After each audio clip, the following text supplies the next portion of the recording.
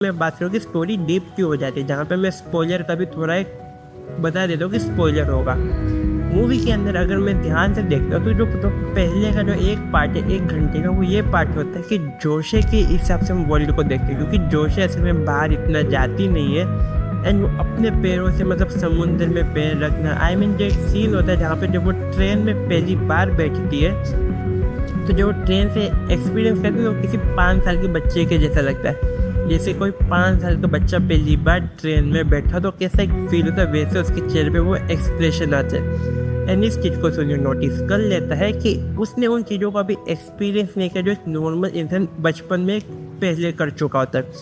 इसी कारण हम देखते हैं कि अम्यूजमेंट पार्क में जाना हो, चिड़ियाघर में जाना, इवन समुद्र में जाके जब वो कहती कि समुद्र का पानी नमकीन है, तो ये भी पता चलता है कि उसने आज तक कभी समुद्र के पानी और टेस्ट तक आई मीन कभी गई नहीं है वो कभी।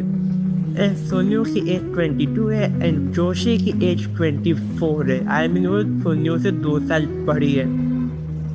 जहाँ पे सोनियो उसके क्लोज आ जाता है, ये चीज़ हमें दिख भी जाती है, जहाँ पे सोनियो कभी उसको ये नहीं बताता कि वो मैक्सिको अब्रॉड जाना चाहता है एंड वो स्कॉलरशिप के लिए काम कर रहा है। आई मीन उसका फोकस इसके लिए स्टडी पे भी रहता है। बट स्टोरी के अंदर जैसे उसकी ग्रैंड माँ की डेथ होती तो वहाँ से स्टोरी एक हिसाब से टर्न ले लेती है। अब मैं बता देना चाहूँगा इसकी ग्रैंड माँ की डेथ से पहले कि सोनियो उसको एक हिसाब से मोटिवेट भी करता है कि तुम्हें काम करना चाहिए, अपने पैशन को यूज़ करना चाहिए। बट जब उसकी ग्रैंड माँ की डेथ हो जाती है तो उसको घर कैसे चलेगा, एंड जब तुम्हें पता है जब घर चलाने के ऊपर बात आती है तो पैशन काम नहीं आता है, कई बार एक नॉर्मल जॉब तुम्हें करनी पड़ती है। पर यही कारण होता है कि वो अपने पैशन को थोड़ा अवॉइड करती है और इस तरह सोनियो इस चीज़ को लेकर उसको मोटिवेट करने जाता है। बट जब लास्ट टाइम जब सोनियो उसको जब प्रोसेस कर देता है कि वो उसको चाहता है, वो मैक्सिको नहीं जाना चाहता, तो गुस्से में चली जाती है। जैसे वो गुस्से में जाती है तो एक्सीडेंट होता है। एंड मैं बताता हूँ उस एक्सीडेंट के पहले एक लाइन होती है जो जोशे सोनियो को बोलती है कि तुम उसकी चीज़ों को नहीं समझ पाओगे क्योंकि तुम्हें खेलनी पड़ता हो।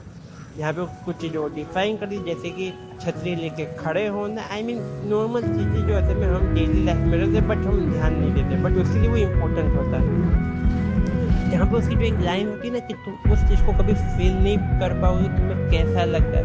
एंड देन उस सीन के बाद जब एक्सीडेंट होता है तो सोनियो की जब टांग को लेके जो खबर आती है सोनियो खुद डर जाता है। इवन सोनियो जो अब तक का सीरीज का सबसे मोटिवेटेड कैरेक्टर होता है ना, मेन कैरेक्टर, वो खुद सबसे ज़्यादा डीमोटिवेट हो जाता है। उसके आसपास के कैरेक्टर उससे ज़्यादा मोटिवेट रहते हैं जो उसको सपोर्ट करते हैं। देन द थर्ड पार्ट जो सबसे ज़्यादा जो डीप कर देता है वो होता है कि जोशी को जब ये चीज़ पता चलती है कि डीमोटिवेट हो गया है, अपनी पढ़ाई पे अब ध्यान नहीं दे रहा है, तो उसको मोटिवेट करने के लिए वो अपने पैशन को यूज़ करती है, not for money but as a inspiration, जहाँ पे वो अपनी ही कहानी को एक्सप्रेस करती है।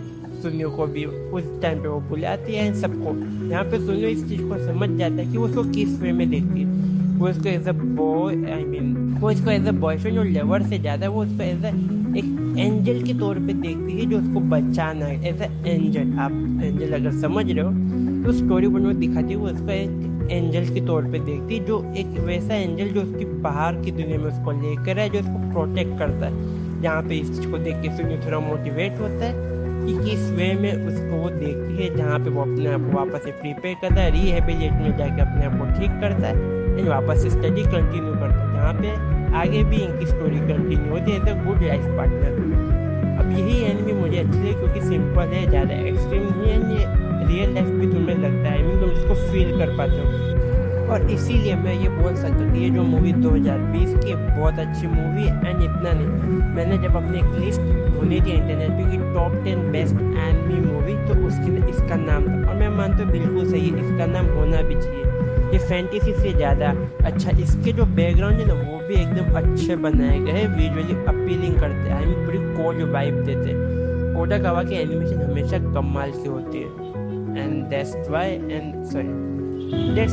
ये animation wise as a quality, as a story wise, as a philosophy way, तुम किसी भी वे में देख लो, बैकग्राउंड इसका देख लो, इसकी विजुअल्स देख लो, इसकी एनिमेशन देख लो, इसकी स्टोरी देख लो, इसकी फिलोसफी देख लो, इसकी आई मीन इमोशन एक्सप्रेशन देख लो, सारी चीज़ें तुम्हें अच्छे से फील कराती है। तो मेरी तरफ से ये एक अच्छी मूवी है, तुम्हें ये देखनी चाहिए। अगर तुम एक सिंपल मूवी के लिए एक मूवी देखो तो ये बेस्ट मूवी